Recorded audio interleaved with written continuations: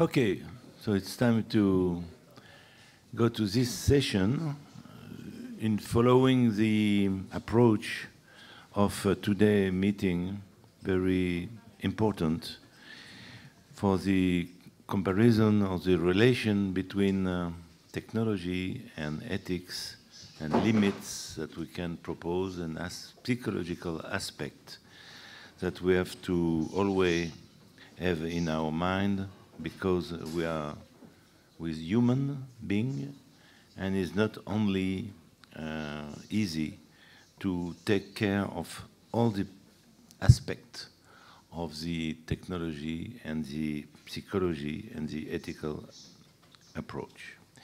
So we will begin, and I will ask to each panelist to present themselves, to that everybody understand from where you are speaking. So I will ask to Talia Miron-Schatz first to introduce the first panelist session. Please. Thank you.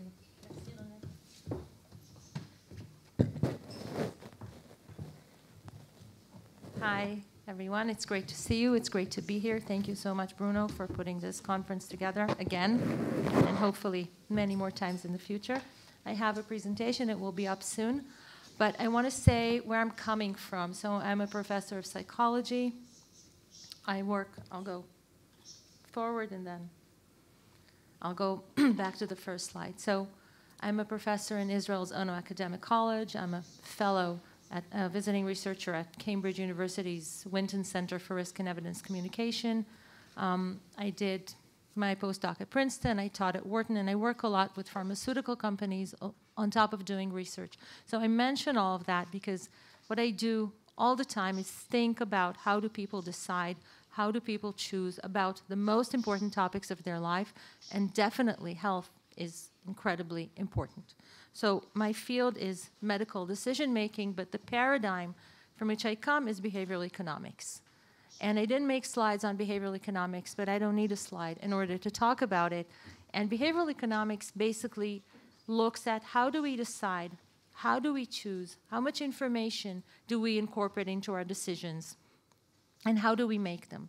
And if you've read Thinking Fast and Slow by Nobel laureate Daniel Kahneman, with whom I worked at Princeton, then you know that we have two ways of thinking, System 1 and System 2. And oftentimes, we use System 1. System 1 is quick and dirty. It uses a small amount of information. It uses a lot of emotion. System 2 is what you think you would use when you talk about the most important decisions in your life, such as whether or not to save money for retirement, whether or not to continue particular kind of fertility treatments in order to have a baby. You think people use System 2. You're wrong. If this is what you think, you are wrong. This is what I thought, and I was wrong too. And I'm going to share with you what I've learned. I'll talk about misconceptions on the effectiveness of fertility treatments. Behavioral economics to the rescue. It's presumptuous, I know. It's difficult. Dealing with ethics is difficult. Someone like me, like everyone who speaks here today, has thoughts on what should people do? How can we help them? Someone can always make the claim of it's none of your business. Maybe they're right, but I want to show how behavioral economics can help people achieve their goals, not my goals, their goals for themselves. So we'll talk about how do patients make healthcare choices. We'll talk about fertility treatments. We'll talk a little bit, a tiny bit, about physicians. And then we'll talk about the responsibility, ethics, and paternalism. Maybe paternalism, maybe libertarian paternalism. We'll see. So we think that people can make decisions, and in fact, medicine now is predicated on giving patients choice in their healthcare. I wrote a book about how we make medical choices, and I wrote an article for the Wall Street Journal in which I wanted to call it decision-making is actually abandonment masquerading as empowerment. So we tell patients, choose, decide, go ahead, where in fact they don't necessarily have the tools to do that. The title was changed to Can Patients Decide Their Own Care? It seems harmless. It's not harmless. Many, many people got very angry with me. Thank God I live in Israel. They live in America. They couldn't come and hit me, but they wanted to because they felt that it was derogating for patients. They felt it was dismissive of patients. It's not what I meant. I didn't mean it because patients are stupid people who can't make choices. I mean it because patients are people who have to make choices on very difficult topics, super crucial to themselves, and they don't necessarily have the tools, and they deserve to have the tools. It should be someone's job, responsibility, to give them the tools to make these choices. So there was a big dispute, and someone recommended my article after the dispute. Someone who's called E-Patient Dave, a big name in participatory medicine. He said, a terrific essay on the evolving patient-physician relationship. Can patients decide their own care? Completely recommending my article and saying, have a read. It's not long, which is kind of funny. Because if you're a patient, it's your health. What do you mean it's not long? It's not, you're not choosing ice cream here. This is crucial. It's not long. Why it's not long? Because of what I said, thinking fast and slow, system one. We like to think like this. We don't like to think like this. That's how our brains are made. That's how we are created. We have to accept that. Even in health, this is what happens. And when I wrote this book, Daniel Kahneman was kind enough to write a recommendation for me. And he said, with a fine combination of humor, compassion, and vast knowledge, Miron Schatz offers clear and useful guidance for the hardest decisions of life. Why compassion? Because you need compassion in order to look at how people make decisions and not say, oh, they're not good enough, and say, they're people. This is how their minds work. Let's help them. That's where I come from. And that's where I come from also for the physicians who work with these patients. So let's look at how people judge the quality of their physician. You have many doctors here. How do your patients know you're a good doctor? Can they know? Can they know that you chose the best procedure for them? They really can't know. What do they know? They ask themselves, what kind of a doctor is this? And that's actually a question that my mother asked when she was supposed to have surgery and a doctor came to speak with her. She broke her hip joint. He was speaking, he was like this. He was looking at his shoes. He was making eye contact with his shoes. My mother didn't like him. He said, what kind of a doctor is this? I don't want him. And I had to convince her that he's very nice. It was important for her that he would be nice, that he would be a nice person. Giving her the statistics of his performance would not be enough. She needed some kind of human touch. And then I was curious, and I analyzed 100 thank you letters that people wrote to medical centers and physicians. And in the letters, you can see right here that they... No, you can't. That's fine. There are two columns in the middle, personality and medical care. They're as likely to be mentioned. In 70% of the cases, people say, thank you for the medical care. But they say, good care. They say, great care. They don't really know. They can't know the details. It's not a medical conference. They don't understand. But they also understand and know and give a lot of detail about the doctor's personality. That's crucial. So that's very system one, and that is very important. Going back to specific decisions, I happen to work with a wonderful fertility physician, Dr. Avi Tzafrir from the Shaarei Tzedek Medical Center. And together we studied and received a grant to look at women's decisions and choices over IVF treatments. So these are fertility treatments. And as Dr. and Rabbi Benjamin David mentioned, the country, Israel, funds these treatments indefinitely, bottomlessly, until the woman reaches the age of 45 or until she has 2 children. So the reason to do this is that the chances of IVF treatments to succeed go down very steeply below the age of, after the age of 43 for sure. Between 43 and 45, the chances of every IVF cycle are around 4%. In our study, we said 5%. We wanted to be optimistic and kind. And it's not cumulative. It's not that if you have 20 treatments, you'll have an 80% chance of having a baby. So in other countries, in a huge national record, in the UK, we can see that they don't even have women over the age of 42. They don't treat them, or there are too few to be included. And we also see that the best way to become pregnant if you have fertility issues is with donor eggs. Maybe not fun, maybe not what the woman had in mind, but definitely increases her chances, definitely better than her chances, and the gap is wider the older the woman. So we looked at that, and we looked at how many treatments, again, from the UK data, how many treatment cycles women have. And we see that very few women in England have over 6 cycles. You can look at the numbers. 24 women have 6 cycles. 67 women have 5 cycles. Very few. So basically, women have 4 cycles of IVF. If it worked, amazing. If it doesn't work, let's recalculate our course. Let's think what's happening. And what happens in Israel, where there's bottomless funding and no one will ever tell you to stop, we were wondering, because women continue on, and we were wondering, are they not told? Are they not given the information? Maybe their doctors give them information that they don't understand. Maybe something psychological is happening. Maybe it's the funding. Maybe the fact that it's just funded endlessly. We can't test for that because we can't withhold funding. And I want to remind everyone what these women want when they come for treatment. They want a cute little baby. That's what they want. They don't want treatments. Treatments are a means to an end. The end is the baby. So we studied this in Jerusalem.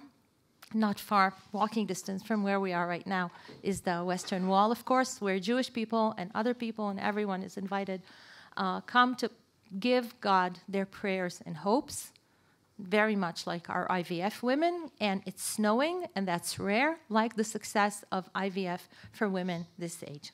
So we looked at 93 women from clinics in Israel, and we looked at their statistics, and you remember what I said about number of cycles?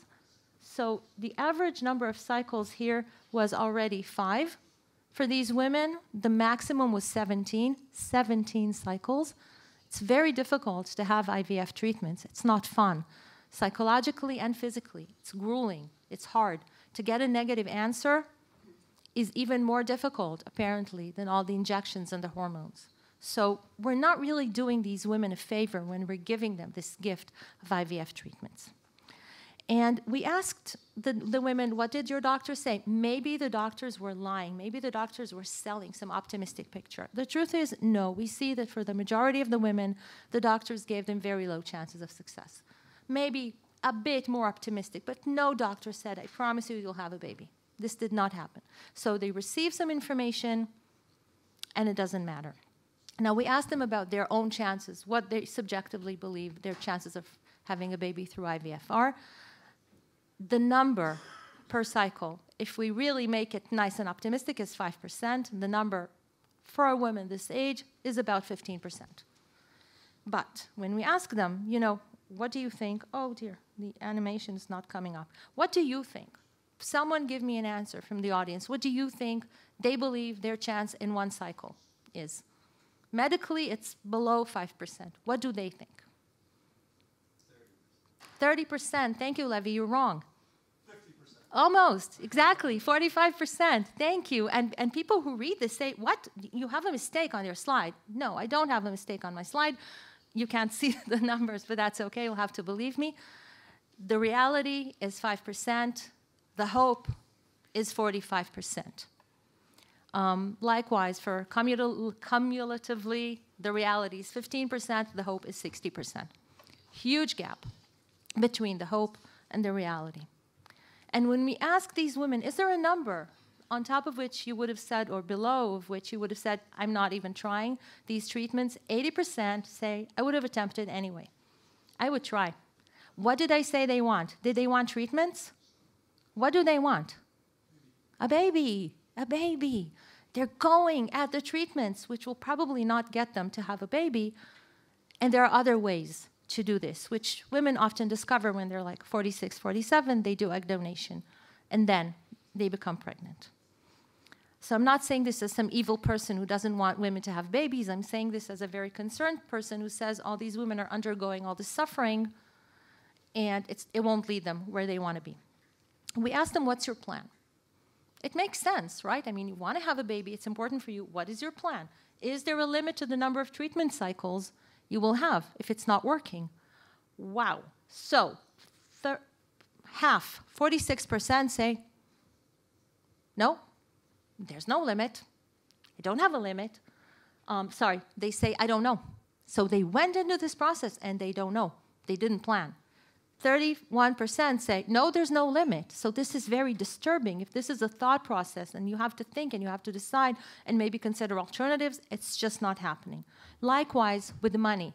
So it's publicly funded, but the women do spend money on sperm donation if they need, on private consultations, and it adds up. It can lead to 21,000 shekels, we found, which is like 5,000, 5,500 euros. It's not a trivial sum. Again, I don't know. Or, no, there's no limit, so I'm walking this course, and it may not lead me where I want to be, but I'm not giving this any consideration. We were very worried, and we did a statistical analysis of whether or not they said their doctor gave them information. And it didn't matter. It just didn't matter. Doctor gives information. He says, chances are here. The woman says, blah, blah, blah. Keep talking. I'm having the treatments. I want the baby. I said, system one. Compassion. I'm not judging. I'm describing what's happening. Not a lot of information, a lot of emotion. Of course, because when you want to have a baby, that's really the most important thing in your life. I know. Thank God. I have 3 of them and a tiny grandson. So, of course, it's super emotional. So there is information, and it's not making a difference at all. Furthermore, we asked the women, did you actively ask your doctor? They gave us answers that, you know, I would have to work very hard to invent these answers, because some of them said, I prefer not to ask. I mean, what are you talking about? It's your chance of having a baby. Or, I'm not interested in unnecessary information. It's confusing. It's unnecessary to know what my chances are. And the last one, and we named our title after her, luckily, I don't believe in statistics. It's fantastic. I'm happy for her, but is she really going to be happy when the statistics hit her in the face? It's not great. I wrote about her in my book. I called her Aliza. Aliza is cheerful in Hebrew, but she's not going to be very cheerful when she doesn't get pregnant. So what on earth can we do? Women can have egg donation. I'm not saying it's simple. I'm not saying it's easy. I'm not even saying it's cheap. Nothing here is easy. Everything here is complicated. But they're not really considering the alternative. No one is really helping them consider the alternative. And it's very difficult for a doctor to suggest that, because then it's like you're condemning me not to be the genetic parent of my child. So that's the alternative. What we thought, and we haven't applied it because it would need huge regulation, is to suggest a stopping rule. Now, a stopping rule is like a little anchor that we have in behavioral economics. It's a number. It's a number that can be random, and it influences you. And you can say, well, when you start the treatments, the doctor will say, let's meet after 4 cycles. Let's see what's happening. Let's see what we can do, how this is progressing, and whether we need to change course. Just a stopping rule. We're not forcing you to stop. We're just saying, instead of going and going and going and going and suffering and suffering and suffering, let's stop. Let's do what they do in the UK, in the US, give you 4 cycles, and have a good think about it. That's what we suggested. Doctors also make healthcare choices. Now, what I suggested was a slight nudge, and you'll hear more about them in a minute. And physicians, our doctors, make choices. When a patient is ventilated, they're very likely to catch a pneumonia. Apparently, something that's very helpful is mouthwash, a particular kind of mouthwash. And 55% of the doctors will prescribe this mouthwash. What about the remaining 45%? I don't want to be their patient, but I might, right? So the nudge unit in the UK looked at this situation and said, system one, not a lot of information. Let's help physicians make the right decision that we think is the right decision medically. Let's be paternalistic about it. Let's include this in the order form. But let's exercise libertarian paternalism. Paternalism is like saying, I'm your dad. I know what's best for you. Libertarian is saying, I'm your dad. I know what's best for you, but you choose because it's libertarian. I'm not forcing you. So when they put this in the order form, 90% of the doctors ordered this kind of mouthwash for their patients. That's a lot better. That's an improvement, right? And that's a nudge, and that's a way of reducing the thought effort that's required to do the right thing medically. And it's rare that there's the right thing medically. With IVF treatments, who is to say what is the right thing? It's very personal, but you can help women at least stop and ponder these decisions. And are you showing this in your slides? No. No, okay. So we're kind of doing a promo for one another. It's great. The concept of nudge came from Cass Sunstein and Richard Taylor, who won the Nobel Prize in economics. Basically, Kahneman says Dick Taylor started behavioral economics. And the idea is that everyone benefits from a good default. When there's a default, when someone tells you, here's what you should do, I think here's what you should do, libertarian, paternalism, right? Good things happen. People save for retirement, people do the right thing, people become organ donors. And my last thought is, nudges are great, but I can't create my own nudge. As a patient, I can't create my own nudge. As a physician, you can't create a nudge for me. As a patient, you can't create a nudge for physicians. It's a systems kind of work. It's work for patients, it's work for physicians, it's work for healthcare systems to say, have a stopping rule if you're in IVF treatments. Put the mouthwash in the order form if you're a physician. Someone needs to come from above to think, to look, to say, I can help if you want. Here is what I'm offering. Libertarian paternalism. And the more we use structured decision-making around fertility decisions, etc., the more we save resources, which we're not even allowed to talk about, because then people say, all you care about is money. You're saving money for the HMO, you don't care about the women. That's really not true. But when we structure it, we help them.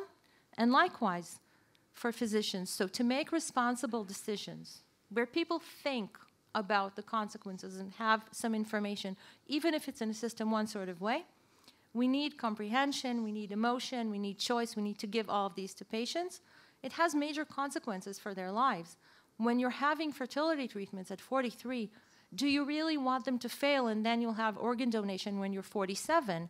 Or do you want someone to say, you know, it's not working. Why not think about egg donation, and then you're a mother when you're 44 and not when you're 47, if this is what you want. Only if this is what you want, because it's your life. So patients and physicians do their best, but they do need some help from systems to create these structured decision processes and nudges. You're invited to read my book, Your Life Depends on It, what you can do to make better choices about your health, where there's more information about this, and to talk to me. And I want to thank you again for organizing and for participating and for coming to hear us. Thank you. Okay. Well, we have a 5-minute discussion, if there is a question. I will begin and say first that a very interesting approach to the harassment of the treatment and the position of the woman, the couple. You don't speak about the husband, but sometimes there is complicated relation to follow, not to stop also. And just to give you an information, in France, since 1 year, the law gives us a limit, because it was too complicated for every doctor or patient to decide. So the law now, you cannot do an IVF after 43. Mm. The first day of your 43, it's finished. And you can have a transfer for previous embryo until 45. So I think it's interesting, because you ask the good question, is the doctor able to decide, or not to decide, but I mean to take a position, firm position, or is the patient able to do that, or somebody else? I think that somebody else, it's only a law that can decide, because if not, there is always money problem, psychological problem, relationship problem, so it's very complicated.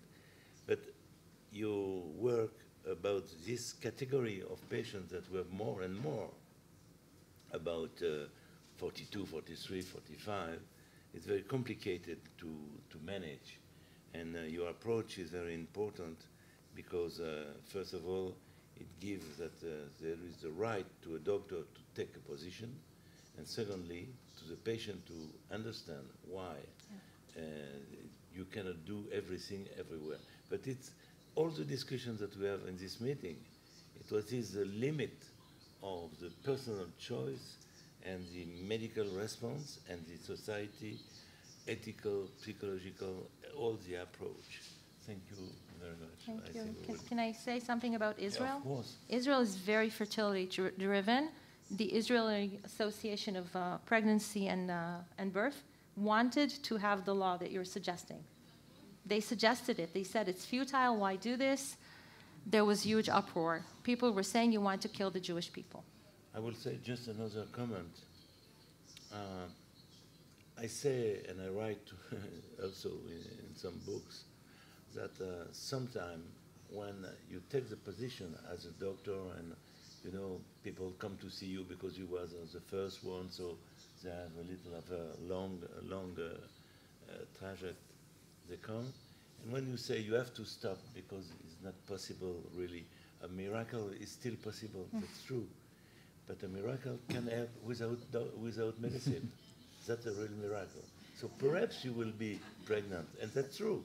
That sometimes we have a very surprising thing, that even 44, she is pregnant with naturally. But so you can never know. That's the difficulty. It's not absolute. There is always some story like that. But you can say, okay, but it's the medicine approach will enhance the results or not.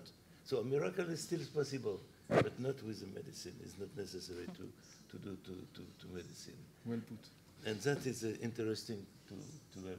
But it's important because now the demand of the woman and men is coming 42, 43, 44, more and more. So I'm glad that in Israel this courage to go to this position. Thank you. Thank you very much. And if you take place with Mordechai, and the physician will speak now to the relation. And so. Okay. My presentation is there. So I'll speak from my point of view as a physician. I'm the head of internal medicine at Mount Scopus Hadassah Hospital. And I'm very much busy in my daily work in end-of-life decisions. And I wanted to speak about what you did very nicely, but from my perspective as a physician who's sometimes escort patients in their last journey. You talk about the beginning of life, and I'm talking about the end of life. And so we spoke about nudges, and there are really small moves that in the presentation of data or in the presentation of choices that could make a big difference, as the science of behavioral economics showed. And since it works, and there's a nice picture of an ice cream shop where you could choose whatever you want, but if you change the order of choices, you change the result of the decision that this little boy would make, and it would change the result of even older adults that they can take when decisions are presented to them. So nudges are inevitable because you should order the food in some sort when you sell it, and you could decide to put the healthy stuff in a more prominent place that would promote it, and people would choose it. And this has been shown in many cases, and we're sure it works. So when you take it to the clinical field, so as a clinician, I should be aware of the way my presentation of options would affect the patient selection.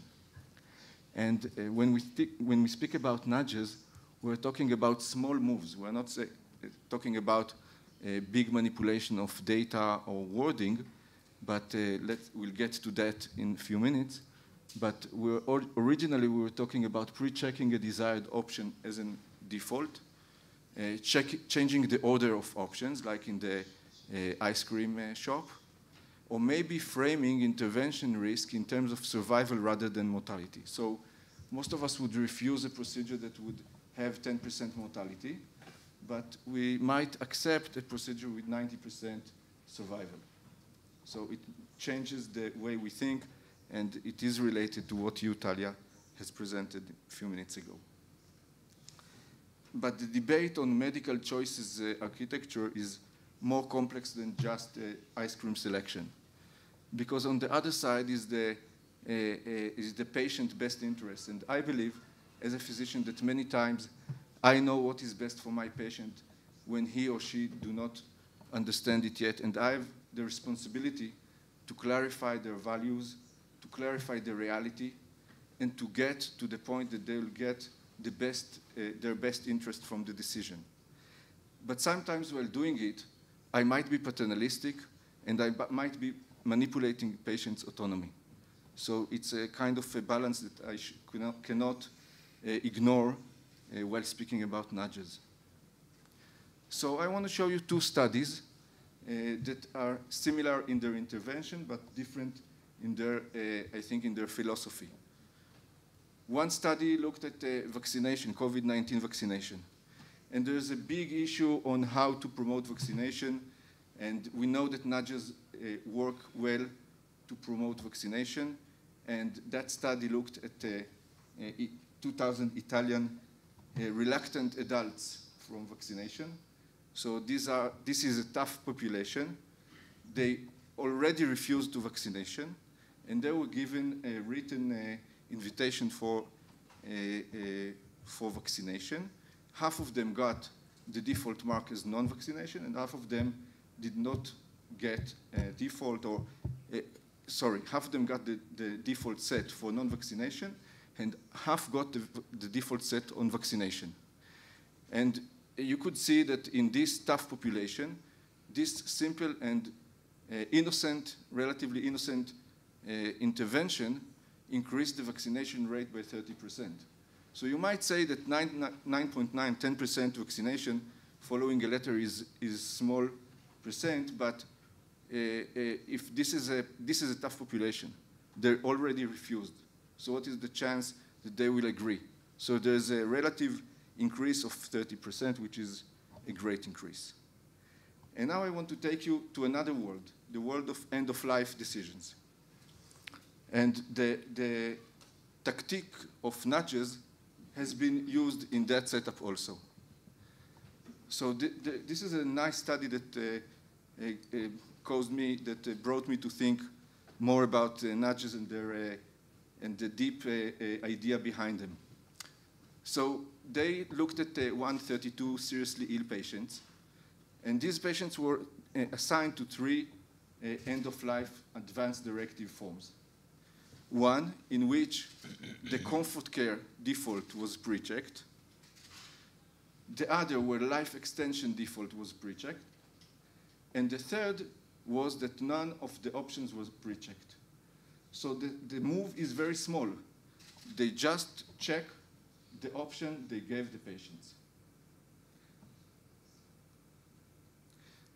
And they showed that most people retain the default, as Talia showed. Most people retain the default in the form, even in this important, crucial, variable background, values, attitudes. But still, if you give the patient the default, they will take mostly the default. But some, and many patients, we should see many patients that change the default. So they had free choice to change the default. This is also important. And you could see that most people prefer the comfort care default, the comfort care option. So 77% retained the default when it was comfort care, and 43% changed to comfort care default when it wasn't checked. So people knew what they want and could change the default to their direction.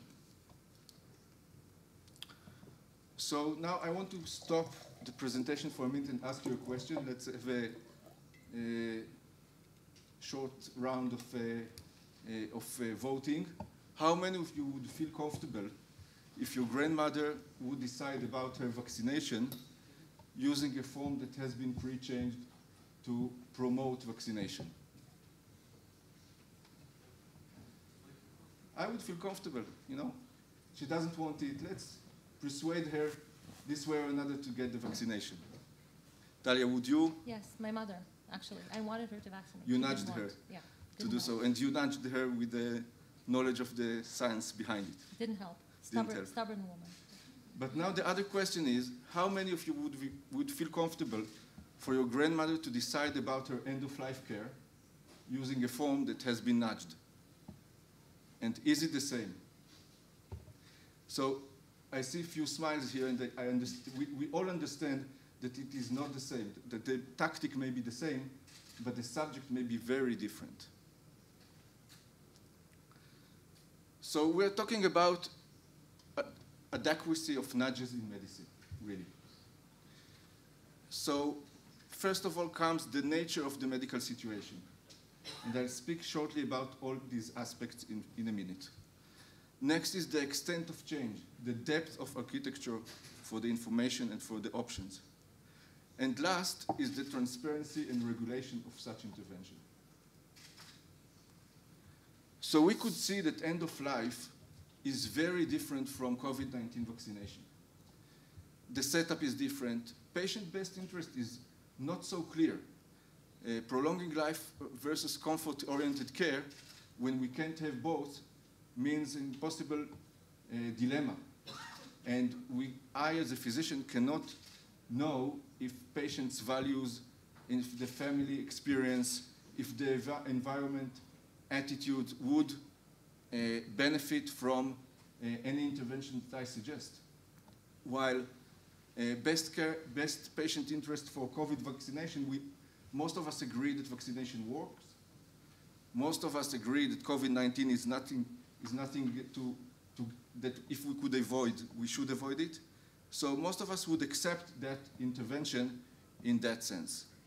The impact of decision, the irreversibility of death versus the minor adverse event of a vaccination.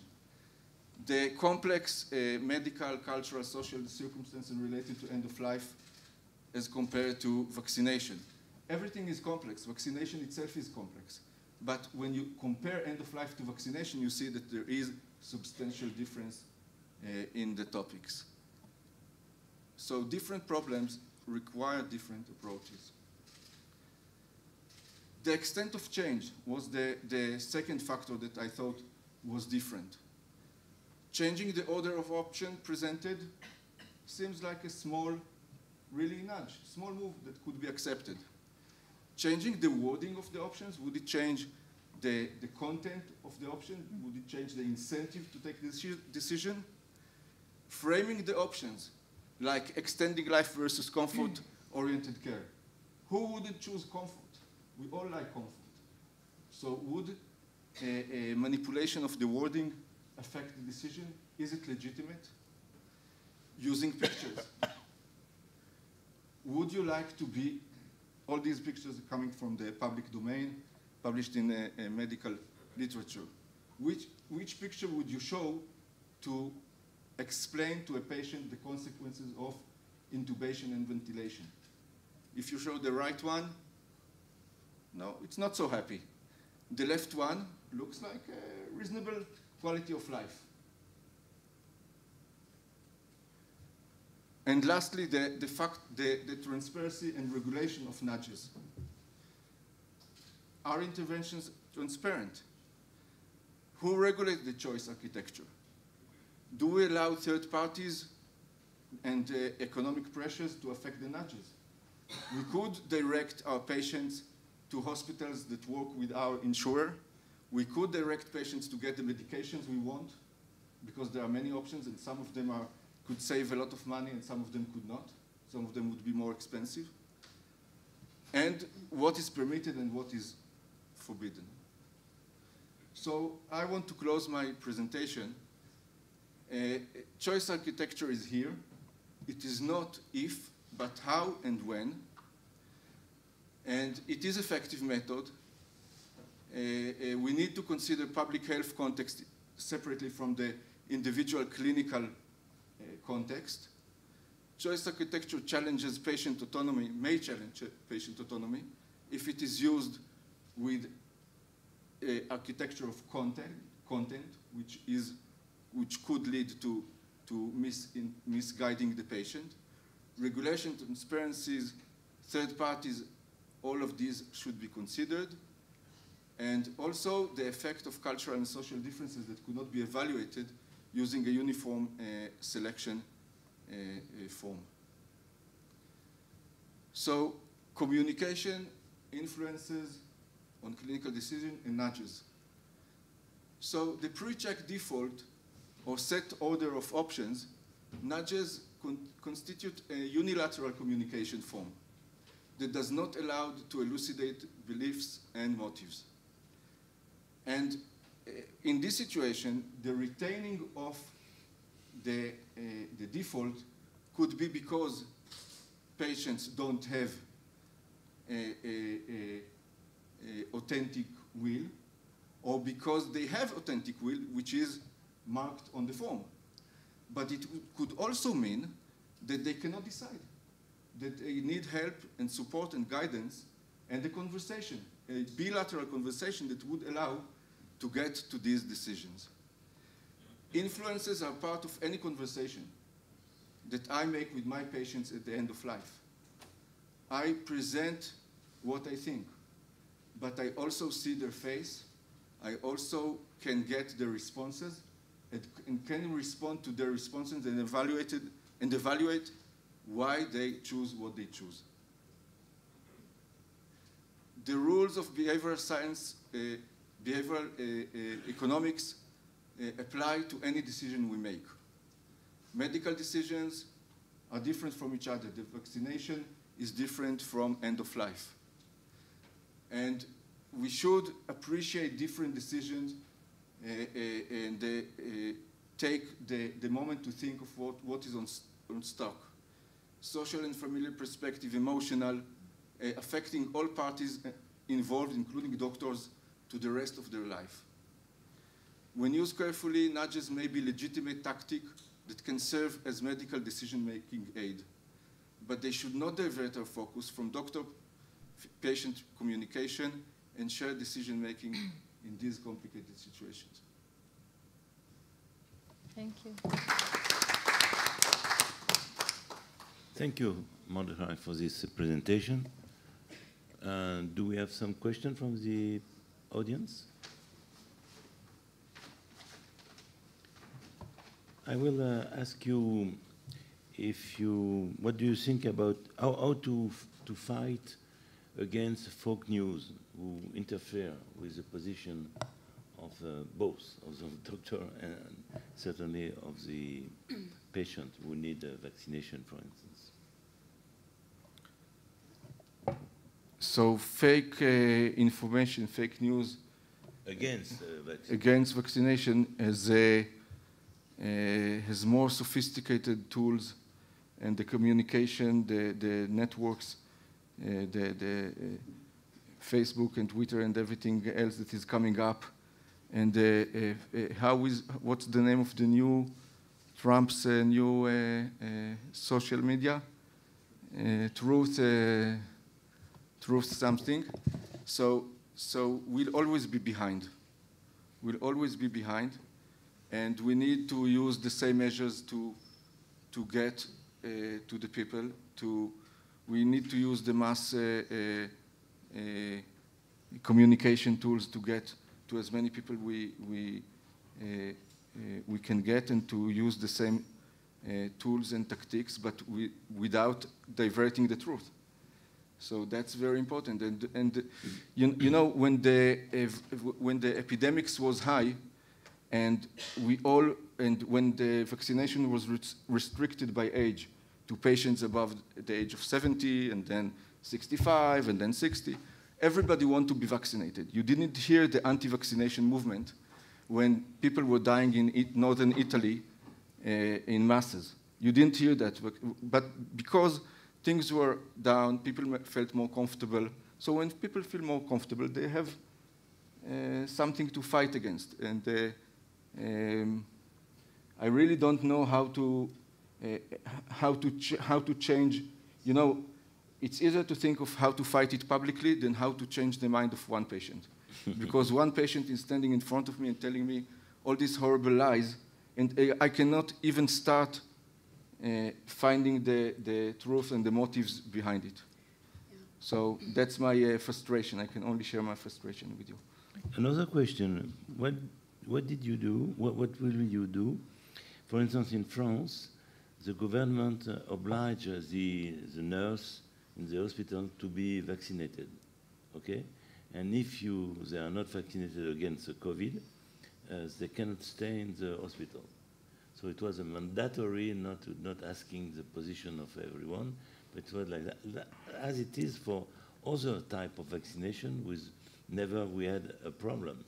But with this vaccination, we had some groups, for many reasons that we can discuss, that said, I don't want to be vaccinated, even if I'm working in the hospital. So what is your position with this mandatory obligation to apply? So health workers are really interesting population because they know much and they think they know even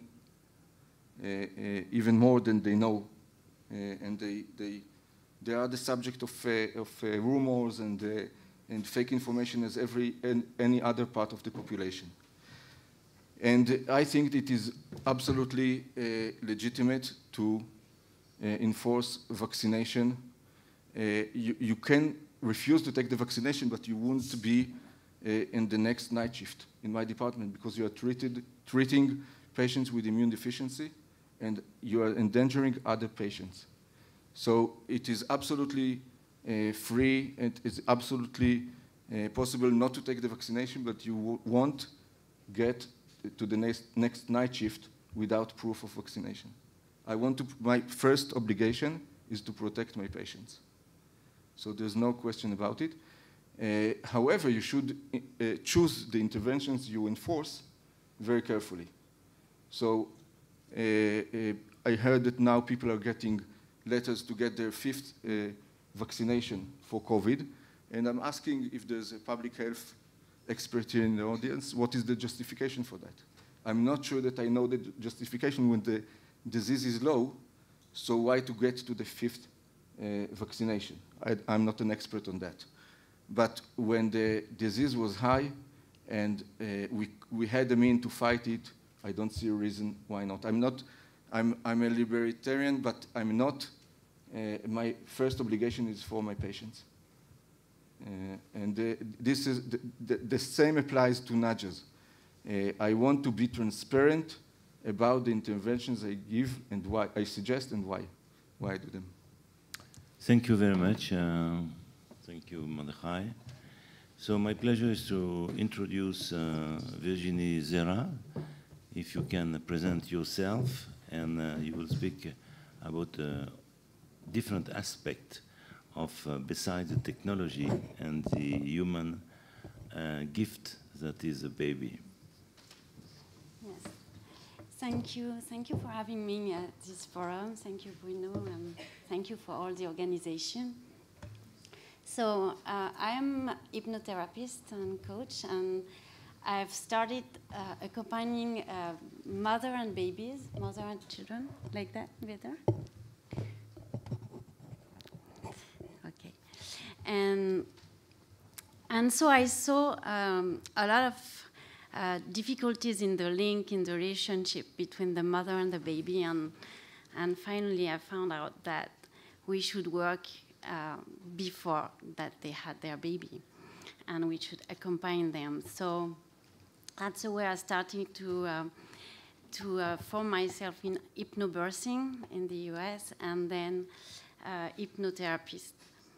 And so I will today just go back through really the link, and it will be really linked, in fact, to all that we have been hearing today in terms of medical, but then we will go more in the psychology and the link that we can have between the mother and the baby. So, here is it? No. So, just to let you know a little bit about humanist hypnotherapy that I'm doing and how I can help making the relationship between the mother and the baby and the child and the adults who had lacked in the relationship. And in the humanist hypnotherapy, the people are not dissociated. So it's really important because they really know what's going on, and we bring them to a more conscious. So they're really getting more and more conscious, and finally they're getting in touch with their subconscious. And this is the way we can work together. But at the end of the session, they really know what happened, and they can work again by themselves, because this is, for me, very important to be autonomous.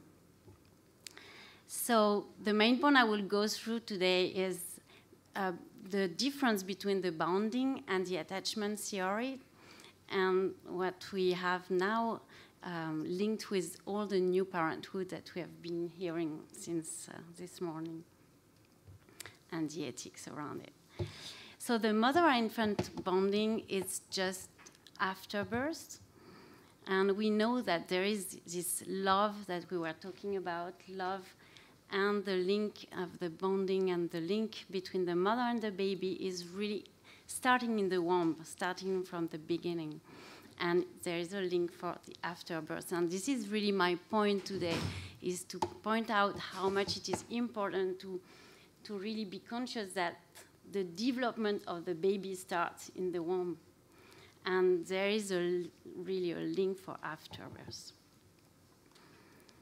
So if there is not this bonding in the just after birth, then we can have a delay in the development of the baby, because the baby really needs to have his affective security just after birth, because what he has been living in the womb is very important for him to find some of the things that he is just lacking after birth. It's like a continuum that we need to get for this baby to be secure.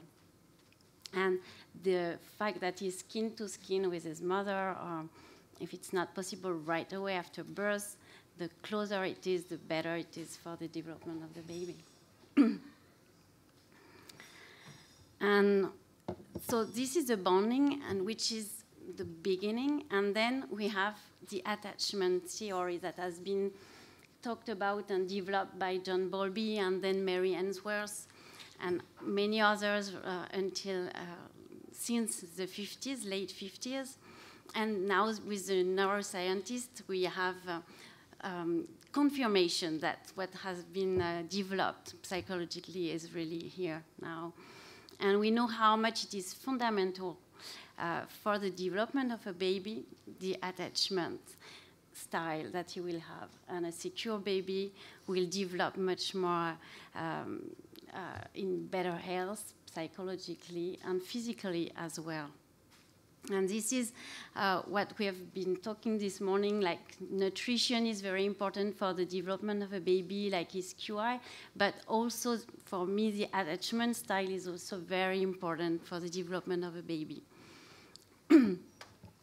So it can be, of course, the mother who had the baby in her womb, but in any case, it can be also the mother's intention or the caregiver as soon as the baby has something very secure for him. So I will go through rapidly, because we could spend hours talking about this attachment theory and all the repercussion around it. But we have four styles of attachment, which is the secure attachment. And then insecure attachment, we'll have three types of insecure attachment, which are anxious or stress attachment or disorganized attachment. And this is really the fundamental because the childhood attachment will therefore be related to the relationship that adults has. And this is what we were talking about, like how adults interact to each other, the relationship we all have.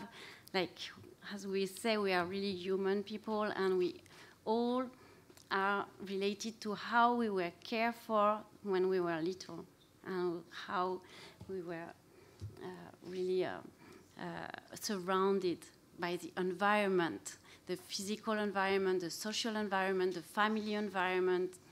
Everything is very counting because, as we know with epigenetic now, it's not only the genes, but also the environment that will determine the way we will be in our adult life.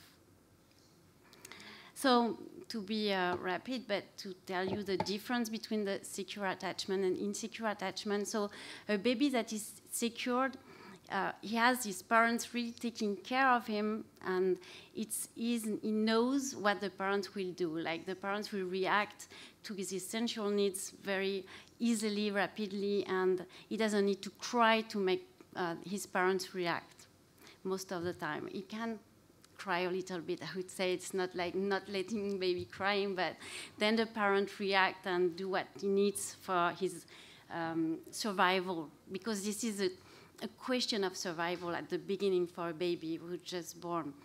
And if he knows that his essential needs are fulfilled, then he can open to the world and really get all the information from the world very easily. If he's not, then he will be more close to himself. So it will be children who will be more confident, more resilient, more easy in relationship, and this will go through adulthood as well. So an anxious, avoidant attachment would be that the caregiver doesn't really answer to the essential needs of the baby. He cannot really recognize what the baby needs. And I will link that afterwards to, in fact, the difficulty that parents can have had in their childhood, but also that parents can have during their process of being pregnant. So therefore, the baby knows that it cannot count on the parent, and this is the way he will construct his psychology, and this is the way we'll have some problems later on in the relationship. And it can be more aggressive, and anti-socialization will be more difficult. And we have then the anxious resistant attachment. So the caregiver is answering, but not answering all the time at the right time. So the baby knows that his parent can take care of him very well at one time, and another time, no. So he doesn't feel secure, same. And if he doesn't feel secure, he is not going to be secured by the adults around him. And it's the same way with lack of confidence, and the socialization is more difficult for him. And the latest one, which is a new style that has been added later on after Bowlby's theory, is a disorganized attachment. So the parents can be threatened for the baby. And the baby, we are humans, so we really need social. That's what we were saying, like we need to be seen, we need to be soothed. So the baby needs to go to his parents, but the parents is not a good parent for him, so it's disorganizing him because he's scared, and in another way he needs. So that's a way we can really have children who will be not confident at all with adults, and at the end, adults who will not be confident to other adults. So if we go through all those new forms of parenthood that we have been talking since this morning, but just related to the relationship and to the link. First, I would like to just have a little highlight that a baby can say, who is my mom, who is my dad? And he can have 4 moms and maybe 2 dads. Genetically, he can have one giving the DNA and another one giving the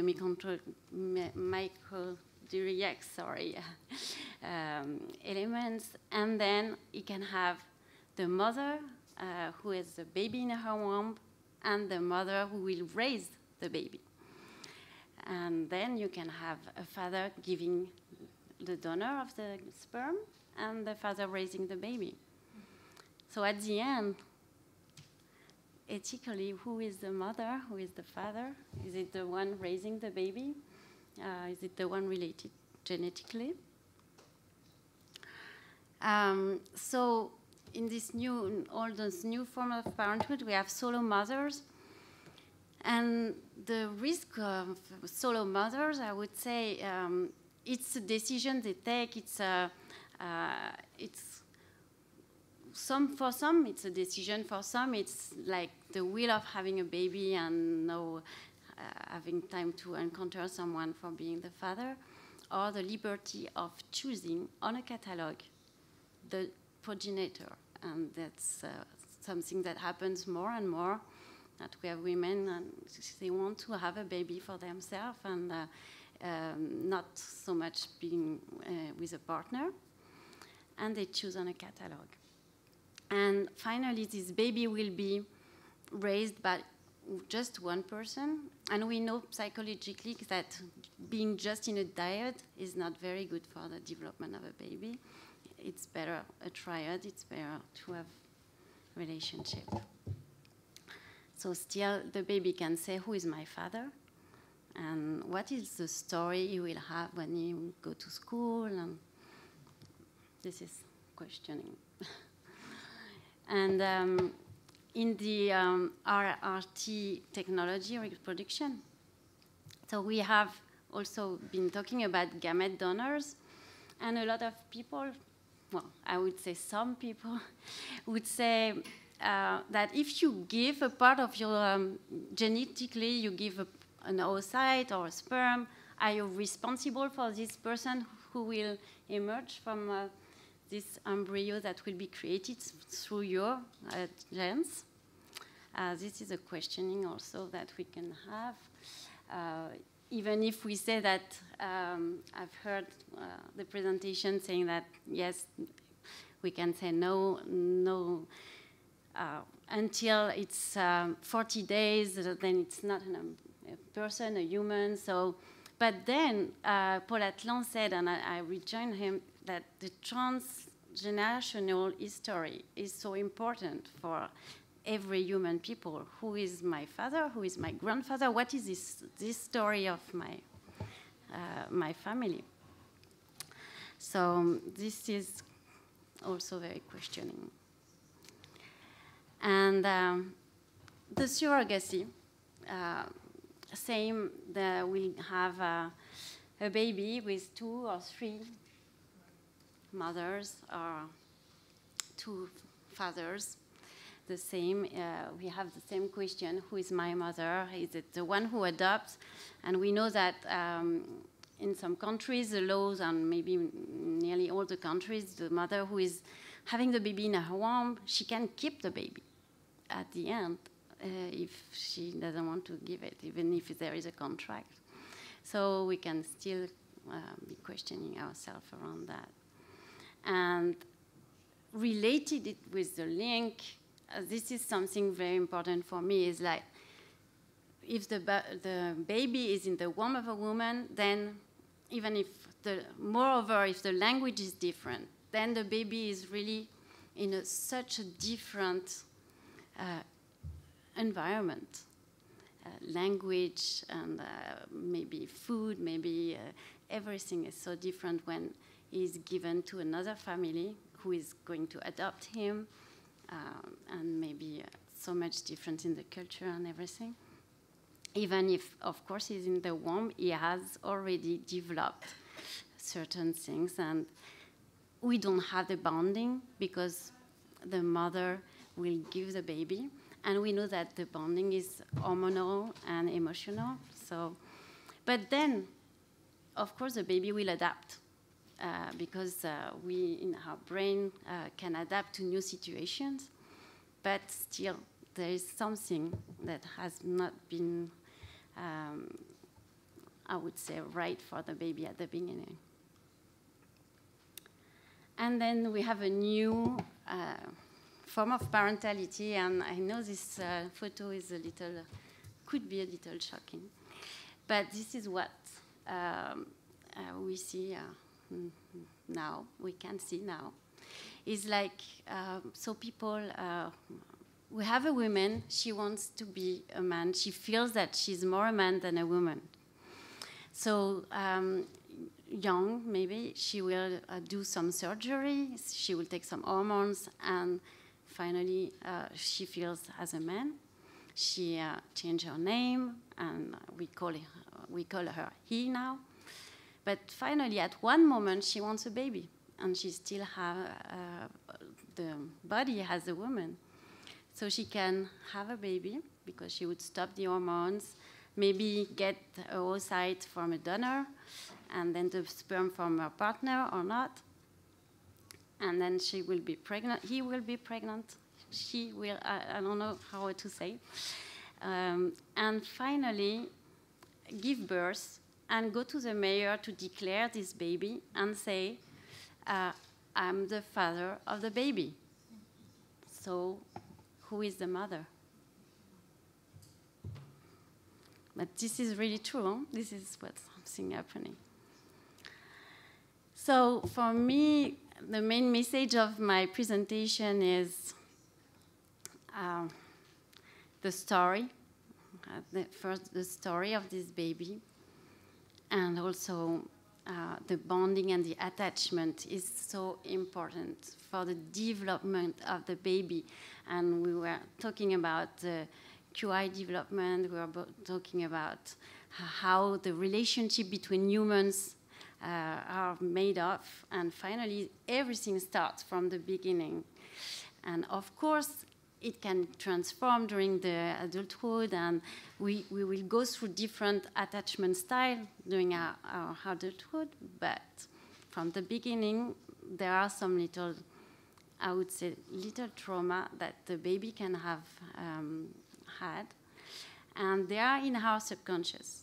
And they are the ones who are driving us in the way we are in our relationship, the way we are reacting to some situations without really understanding why we are reacting in some situations in that way. It's just because the way we have been constructed when we were very little.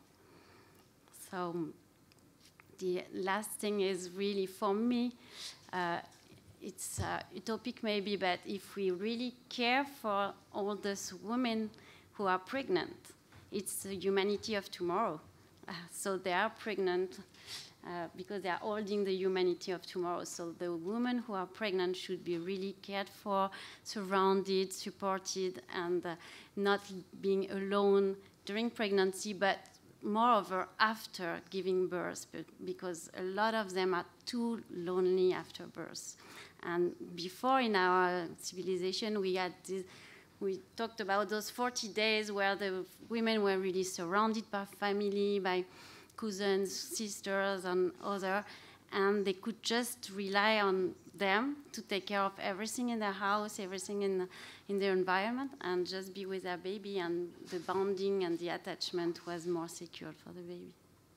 Thank you for this presentation, for listening to me. Virginie, thank you very much for this presentation. If I understand well, you think that, do you think that the new technology of conception and delivery will interfere with the importance that you show of the bonding and the attachment more than in the natural situation? And what is your proposition against, if you think that I suppose that it's a risk of that? For me, the risk is that in those new technologies, depending on, in fact, what we are thinking about, like if it's donors or not donors, but for me, it's really the support of the future mother is so important. And this is, for me, the clue. One of the clues, I would say, is how we take care of those future mothers so that the link and the attachment can be more secure for the baby, and then we can have a better development. I don't think this is only a problem of the technology. I think it's a problem also of really surrounding the mothers, and this is for me important.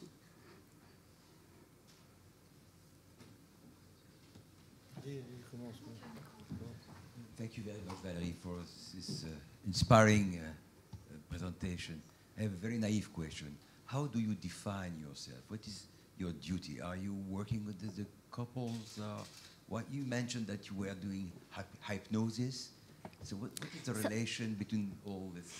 In my clinic, I work. How do you define yourself? A midwife, a doctor? No, I'm not a midwife. I'm not a doctor.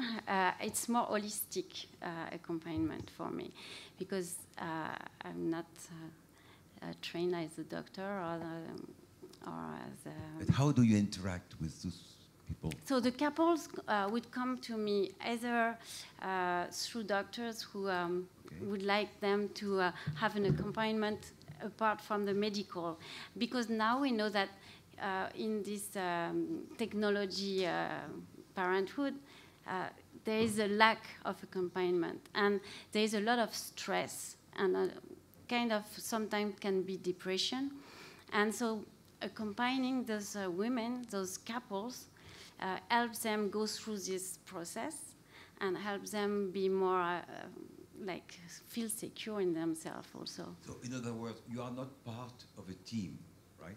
You are in a private cabinet, or? Yes, I'm a private cabinet, but I work with doctors who send me their patients. And you never met with the other member of the team? I mean, professionals? Yes, I do meet other member. Yeah. Thank you. Yeah. Merci. Thank you. Very, very interesting, very enlightening. What I understand from what you just say is, in fact, the quality of the bonding is essential, of course, it's obvious. And with what is called the regular frame of families, it's already a complex situation, because there is a psychology, the story of the family. What I think is very important in what you're doing is the social pressure to these new types of families is so strong, very strong. So having a model of support to this new way of building families will help in avoiding this social pressure for the transgender, for example, which is already a pressure. Probably the family are not supportive for all these new situations of family defining. And so by having someone like you is essential to try to maintain something in a complex situation. So this is very interesting. Thank you. To comment that, I would just ask you the last question. How do you relate the hypnosis work that you do and this risk of lack of bonding and attachment? Is it the answer? I mean, is the hypnosis the only way or a possibility to try to make a better attachment and a better bonding and attachment? Maybe not the only way, but in fact, as I said, everything that we have been living in our life goes in our subconscious. I don't know if you've seen on my first slide, there's this iceberg saying that, in fact, it's 20% of what we are doing is conscious, and most of the things we're not doing is unconscious. So what we have been living in our life as a little child is in our subconscious. And so how I help young people or adults to deal better with their self-esteem and self-confidence and relationship is working on their subconscious.